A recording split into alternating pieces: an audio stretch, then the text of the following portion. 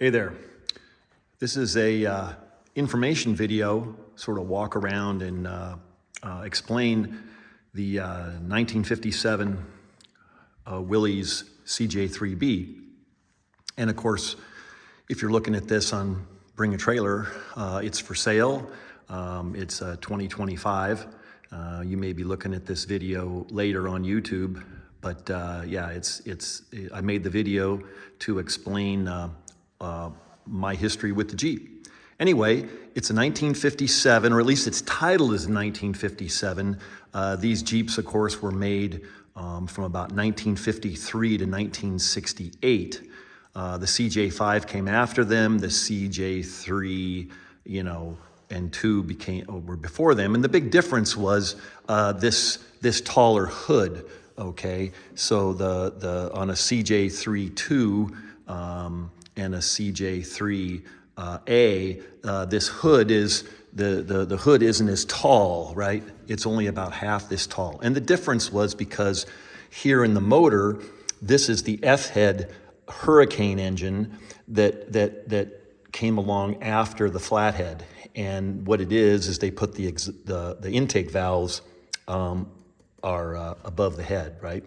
So you've got some push rods, and they've left the exhaust valves are still underneath like they are in a normal flathead. But that increased height meant that they had to increase the height of the hood. So that's the difference. Anyway, more torque, more horsepower out of this motor than the flathead. And, I don't know what the differences were. Eventually, the early models of CJ3Bs had the individual gauges like, the CJ2 and military Jeeps.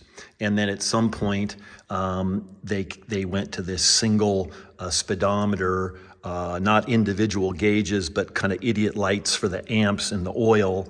And that's, of course, what you saw on the CJ5s.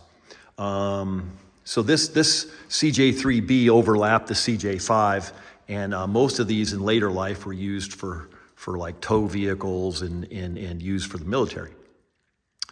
I got this in 2020, April of 2020, which you'll remember was the height of the pandemic. And I was looking for a big project, like many people were, right? I keep myself busy. And so I found this thing back in North Carolina. Now I'm in Utah. It's about 2,500 miles away.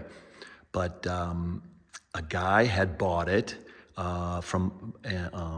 he bought it in late 17 or 18. And everything, when he bought it, the major components were already rebuilt. The engine was rebuilt, and the guy that rebuilt them, the guy that he bought it from was a professional mechanic. So the engine, transfer case, transmission, front and rear ends were all done with new bearings, new seals, the works, and new gears, And so when he got a hold of it, he basically did all the cosmetics, all the paint and all the finishes.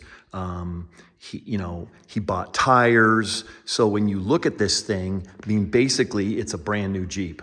So the wheels and tires, the brake drums, the wheel cylinders, the master cylinder, the arms, all of the steering box, and everything is basically brand new, or it's been refurbished, reconditioned, repainted. So I didn't do any of the painting. And what happened was he had this whole thing basically done and ready to put back together again. And then he got a divorce. So no more Jeep. And I bought it as basically an unassembled kit. And so I went back there with my van, pulled a trailer, and, just brought it all home and put it back together again. Super easy. I don't think you can get a simpler vehicle.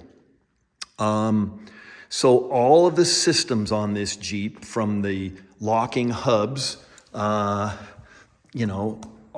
brakes, brake lines, all the electrical, all the wiring is brand new, right? Everything on here is brand new. the gas tank, the sender, you know, like I said, the tires, the wheels, you know, the springs, shackles, shocks, and even the body, right? This body was from the Philippines, so you bought a brand new tub, they call it, right? So no rust. And then he refurbished the frame. And the only part that wasn't, was the original part that was used was the two front fenders. And I'm not sure, I never asked why he kept the front fenders and didn't replace those two. But anyway, so you're basically looking at a new Jeep, and then the guy I bought it from, man, I've got a lot of receipts that'll go with it. He spent a small fortune on things like the seats and the upholstery. This was all from Beaches, and I'm not sure they're in business anymore, but it's really high-end stuff. What did I do other than putting it together? I bought a overdrive from this company, ATV Manufacturing, up in Seattle. It's a guy named Herb Tilford, and if you Google him, you'll see he's kind of the industry standard for this stuff. And then, you know, just whatever was needed, wiring or anything. But it's really in nice shape, and the tires all have date codes of 2018. The tire on the back here is it's on a 15-inch rim, 235 15, and the tires that are the other four tires are 16-inch rims with 245, so they're a little bit bigger. And anyway, the bigger tire, the previous owner did that. Wouldn't really fit back here. Anyway, there's a custom rack for the spare tire, and here that bolts to the frame and bolts down to the top of the tailgate and the hinge for the tailgate. Anyway, it's super stable. Let's see, what else? So the systems, right? Everything on here, when you look in here in the engine, the guy did a really nice job of restoring all this. This is the oil filter, so he's got all the nice decals on there that are supposed to be there. It's got a new Optima red top battery, all new battery cables. It's running an alternator. It's 12 volt, right? Not a generator. And then it's got this fancy starter, which is much smaller, but of course stronger.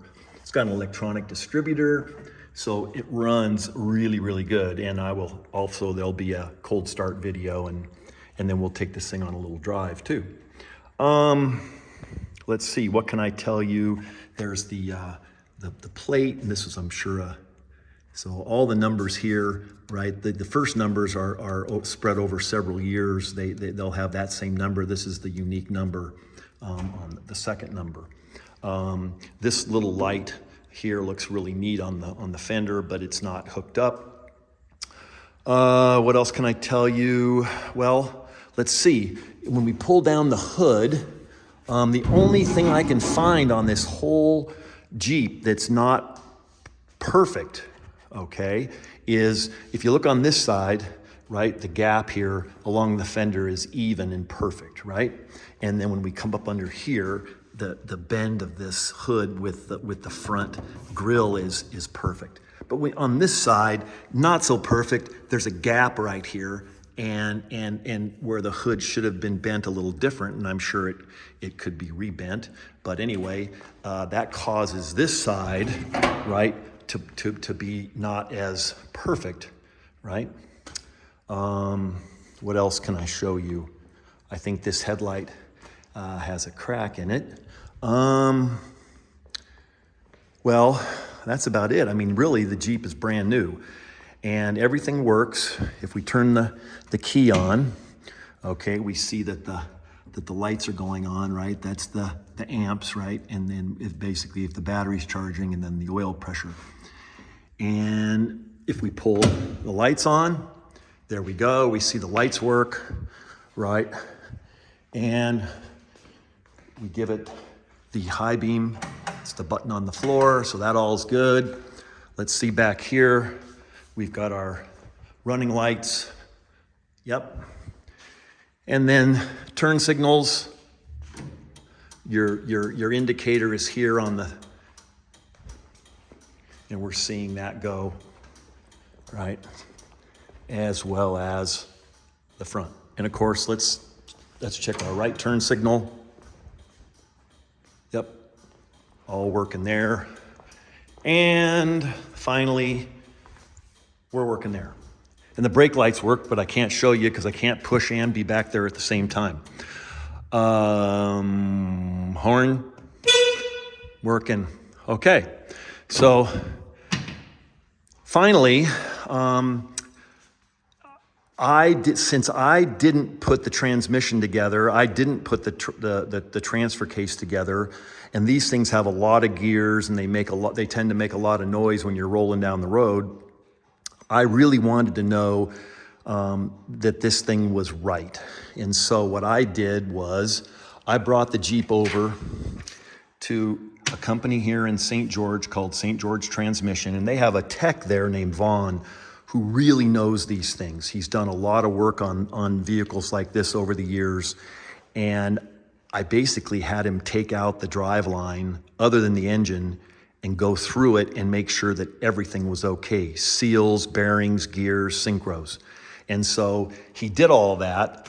And there were some parts that he found. He put some better seals in it. He replaced a few of the bearings and he got a synchro. He didn't like the way they looked in the tranny. And so he said overall the thing is perfect. It's all new like it was supposed to be.